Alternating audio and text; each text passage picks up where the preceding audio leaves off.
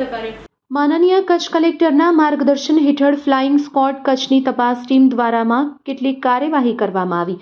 25મી ફેબ્રુઆરીના flying squad કચ્છની તપાસ team દ્વારા બોરાણા મુન્દ્રા તાલુકા ખાતે આવેલ નદી વિસ્તારમાં આકસ્મિક તપાસ હાથ ધરાતા સાદી રેતી ખનીજનું ગેરકાયદેસર ખનન કરતા 2 ડમ્પર અને 1 એસ્કેવેટર મશીન પકડવામાં આવેલ।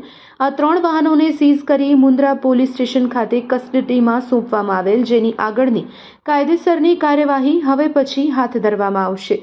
નલિયા ખાતે આવેલ મામલતદાર કચેરી મેઇન રોડ ખાતેથી સાદી રેતી ખનીજ જથ્થાનું રોયલ્ટી પાસ વગર વહન કરતા 1 ડમ્પરને પણ પકડી પાડવામાં આવેલ છે અને નલિયા પોલીસ સ્ટેશન ખાતે કસ્ટડીમાં સોંપવામાં આવેલ છે। આમ ફ્લાઇંગ સ્ક્વોડ કચ્છની તપાસ ટીમ દ્વારા કુલ 1.13 કરોડના મુદ્દામાલને જપ્ત કરવામાં આવેલ છે।